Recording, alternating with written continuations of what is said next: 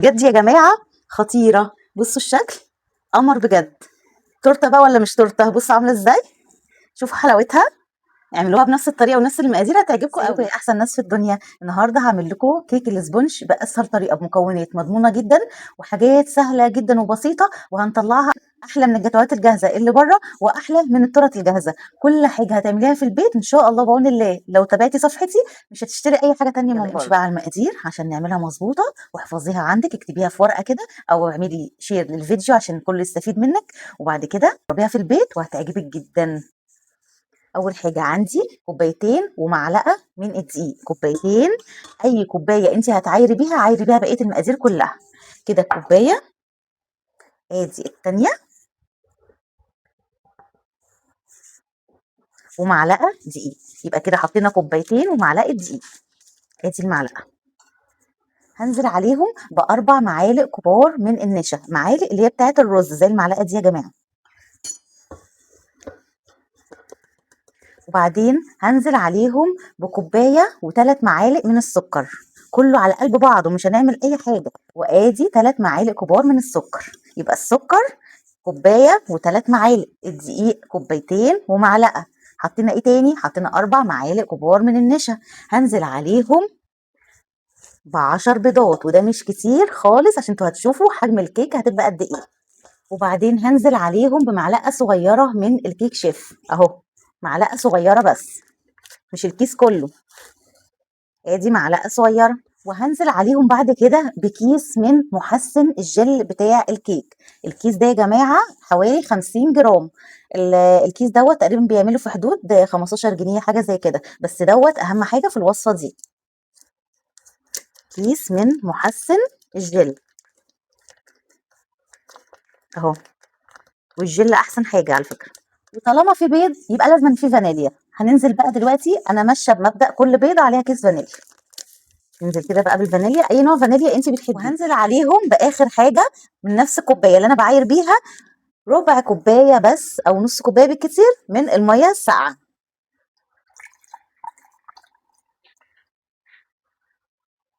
اهو، نص كوبايه من الميه الساقعه المتلجه. وكده خلصنا المقادير، احفظوها عندكم، مقادير مظبوطه جدا 100%. هنبدا بقى نضرب لمده 8 دقائق متواصلين. على فكره الوصفه دي تنفع بعجان او تنفع بمضرب البيض، تنفع بالاثنين. وحطي كل المكونات على بعض وادعي لي في الاخر. نضرب بقى ونسيبها تعيش حياتها كده، وما اخلصها هوريها لكم شكلها عامل ازاي. ودلوقتي تعالوا بقى نشوف الجمال والحلاوه اللي قدامكم ده. بصوا كده المنظر عامل ازاي، بصوا انا راضيه ذمتكم، بصوا شوفوا الجمال ده، ما شاء الله بجد. هشه جدا، مقاديرها مظبوطه جدا، وهتشوفوا القوام بتاعها وانا منزلاه في الصينيه دلوقتي. عايزاكم بقى تبصوا لي على الجمال والحلاوه اللي قدامكم ده. بصوا، بصوا القمر ده، احلى كيك سبونج مضمونه 100%. هتعملوها وهتبقى خطيره معاكم، مش هتشتروا لا تورت من بره ولا كيك جاهز ولا جاتوه. هخليكم النهارده تبقوا شيفات متخصصين في الحلويات. بصوا بقى، انا جايبه دلوقتي صينيه. الصواني دي يا جماعه اللي هي الثلاث صواني اللي بيبقوا فوق بعض، دي بتاعه المكرونه البشاميل الكبيره. هم 3 مقاسات، دي الكبيره بتاعتهم اللي هي 30 في 40. انا جبتها دهنتها دهنه زيت وحطيت عليها ورق زبده، ولازم ورق زبده في الوصفه دي عشان تعرفي تطلعيها بعد ما تستوي. طبعا ما بنطلعهاش قبل ما بتبرد خالص. انا هعمل المقدار ده على صينيتين من نفس المقاس دوت اهم، صينيتين انا مجهزاهم اهم نفس المقاس. هننزل كده بقى نقسم المقدار دوت كده على الصينيتين. ودي الصينيه التانيه اهي، بصوا كده، بصوا القوام عامل ازاي، ما شاء الله. ننزل بقى الناحيه التانيه كده. عايزه احاول ان انا اخليهم قد بعض عشان ما تبقاش واحده عاليه وواحده لا. نبدا بقى نفرد كده، نفردها في الصينيه كده بالمنظر ده اهو كده. وهبدا دلوقتي اسويهم بالسباتيولا دي. وبعد ما سوينا الصواني بالشكل اللي انتوا شايفينه دوت، بقت ممتازه جدا معانا اهي. عملنا المقدار دوت، عمل لنا الصينيتين الكبار عشان نعمل بيهم رقين كده، وهظبطكم كده وهوريها لكم في الاخر شكلها عامل ازاي. هنسويها ازاي دلوقتي؟ هندخلها الفرن على رف اوسط على نار 180 درجه، وهنسيبها لمده ربع ساعه 20 دقيقه بالكتير قوي، بس هي بتقعد ربع ساعه مش اكتر من كده. ونطلعها ونسيبها تبرد تماما قبل ما نبدا نشيلها من الصينيه. اوريها لكم بعد ما اطلعها. ودلوقتي عقبال ما الكيك كده يستوي ويطلع لنا كده بالف سلامه، هنبدا نعمل شويه كريم شانتيه علشان خاطر نزوقه بيه ويبقى حلو جدا. المقدار المظبوط لمقدار الكيك اللي انا عملته دوت، هناخد كوبايه ونص من الكريم شانتيه الخام اللي هو بدون سكر اهو، كوبايه ونص كوبايه، يبقى كوبايه ونص كريم شانتيه خام من غير سكر، عليهم نص كوبايه سكر او ازيد شويه، وهنزل عليهم بكوبايه من الميه الساقعه المتلجه. انا بحب اعمله بميه ساقعه متلجه احسن من اللبن على فكره يا جماعه. ازازه الميه الساقعه اللي فيها حتت من التلج اهي لو شايفينها اهو، هنصب كوبايه بقى،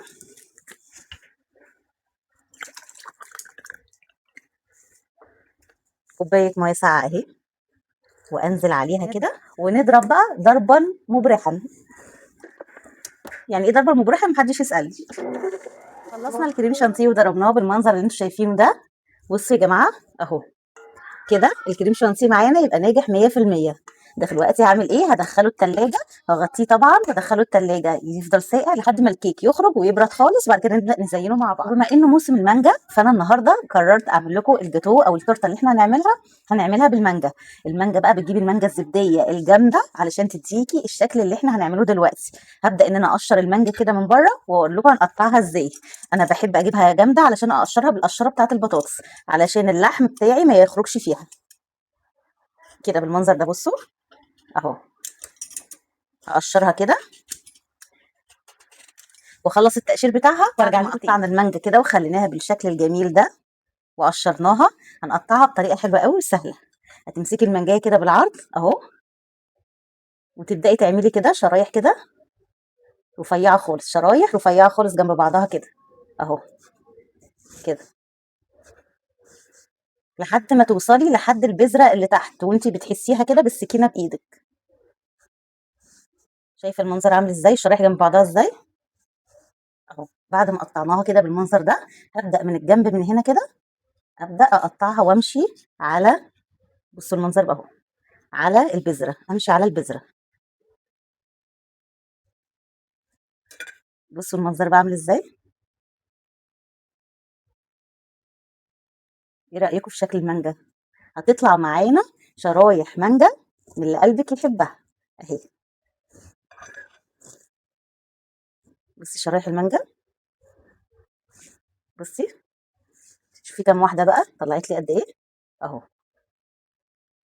احلى شرايح مانجا وباسهل طريقه، وهنعملها من الناحيه التانيه بنفس الطريقه كده، ومش هيفضل معانا غير البذره بس اهي. ودلوقتي بعد ما قطعنا المانجا وحطيناها في الفريزر تجمد شويه، والكيك طلع من الفرن بقى بالشكل الخطير اللي قدامكم ده. وادي التانيه اهي، ادي الكيكه التانيه اهي. هبدا دلوقتي هعمل ايه؟ هشيل واحده من الكيك دوت احطها فوق التانيه علشان هنستخدم الصينيه. هنعمل ايه بالصينيه بقى لما نستخدمها؟ هقول لكم دلوقتي. شلنا الكيك وحطيناه كده فوق بعضه هنا في الصينيه، وغسلنا الصينيه التانيه وخليناها زي الفل زي ما انتم شايفين كده. هعمل ايه دلوقتي؟ جبت 3 اكياس من الجيلي المانجا. هبدا دلوقتي ان انا افضيهم هنا.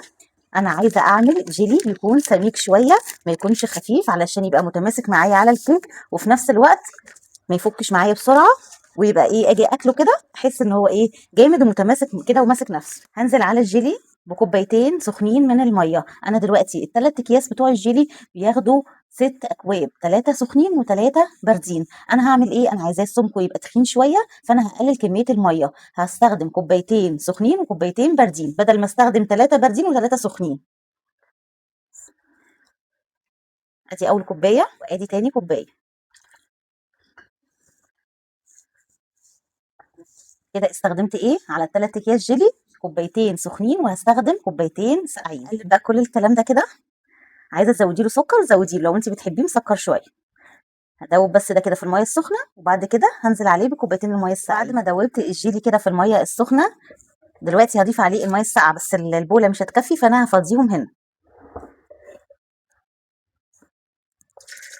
هنزل عليهم بقى بميه ساقعه كوبايتين، يبقى كوبايتين سخنين وكوبايتين ساقعين. انا باكد اهو على المعلومه علشان ايه الجيلي يطلع معانا السمك بتاعه حلو ويبقى متماسك على الكيك بتاعنا. كده الكوبايتين الساقعين. انزل كده بنص الخليط في الصينيه واحطه يتجمد في التلاجة واسيب النص التاني زي ما هو في الدورق. ودلوقتي بعد ما طبقه الجيلي الاولانيه مسكت في التلاجة زي ما انتم شايفينها كده، هجيب دلوقتي شرايح المانجا اللي احنا قطعناها مع بعض وابدا ان انا ارصها هنا كده، وبعد كده احط عليها بقيه طبقه الجيلي التانيه. شرايح المانجا هي يا جماعه اللي احنا قطعناها، بصوا اهي، دي اللي احنا قطعناها مع بعض اهي. هبدا ان انا ارصها هنا كده في الصينيه وارجع لكم تاني. وبعد ما خلصنا كميه المانجا القمر اللي احنا حطيناها على وش الجيلي، هنكمل دلوقتي وهننزل عليها ببقيه كميه الجيلي اللي احنا سبناها في الاول وندخلها التلاجة تجمد. اهو ده النص الجيلي اللي احنا سبناه مع بعض. بالراحه كده، وابدأي حطي الجيلي علشان ما يحركش المانجا من مكانها، بالراحه خالص كده اهو. خلصنا، ودلوقتي هندخلها التلاجة تجمد واوريها لكم بعد ما تجمد هنفنش الجاتو بتاعنا ازاي. بعد ما المانجا جمدت بقت ماسكه نفسها كده مع الجيلي، بقت بالمنظر الخطير اللي انتوا شايفينه ده، شكلها قمر. دلوقتي هنضيف عليها بقى شويه كريم شانتيه من هنا. نبدا ننزل بالكريم شانتيه بالمنظر ده كده،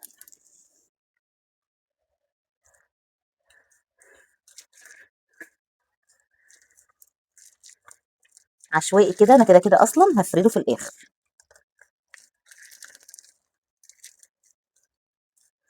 يبقى مفرود عليها تماما. عندي بقى كام شريحه باقيين كده، هاخد اللي هي القطعه الصغيره دي.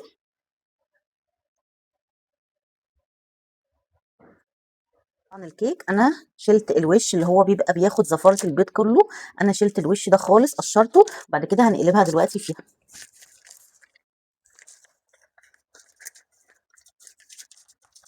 ونشيل بقى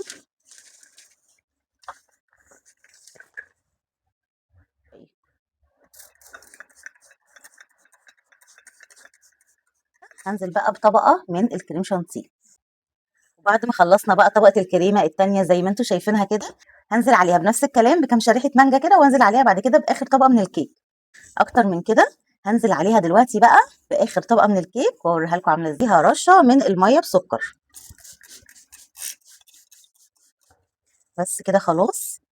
دلوقتي هعمل ايه؟ هغطيها بستريتش وادخلها التلاجة.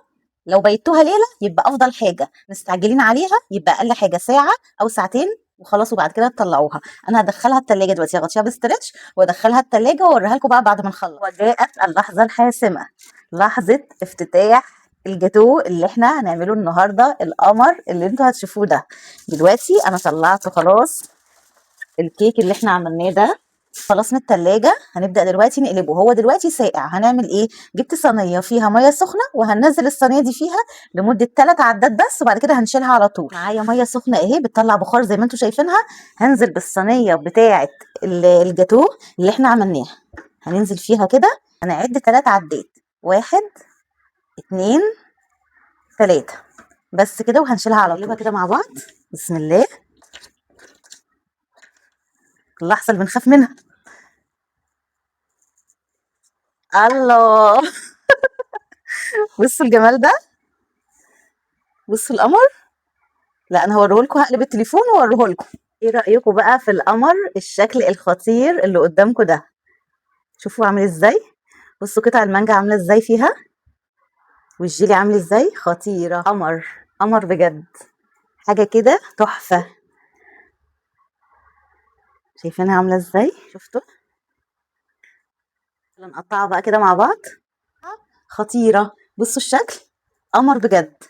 تورته بقى ولا مش تورته؟ بصوا عامله ازاي، شوفوا حلاوتها. اعملوها بنفس الطريقه ونفس المقادير هتعجبكم قوي. شوفوا الجمال والحلاوه بعد ما قطعناها. احلى قطعه جاتوه بجد، وانضف حاجه في البيت ممكن بجد تعملوها. نقطع بقى القطعه القمر اللي عايزه تتاكل اكل دي، نقطعها كده ونشوفها من جوه عامله ازاي. بصوا الجمال، بصوا الحلاوه، بصوا،